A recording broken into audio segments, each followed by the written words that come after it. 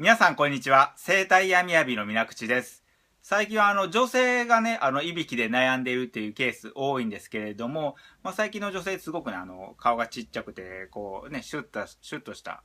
顔ですね。で、ちょっと顎が引いてる、ここが引っ込んでる、下顎ですね。顎の下側が引っ込んでるような人多いんですけれども、こういった方って結構いびきとかかきやすいです。で、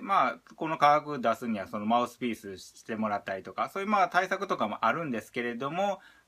結構そのマウスピースだとどうしても寝てる時にもう邪魔になるとか気になって眠れないっていうね、方は女性に非常に多いですので、そういった方とかでも、オーダーメイド枕とかできっちり1ミリ単位で高さ調節してあげると、いびきっていうのはかなり出にくくなります。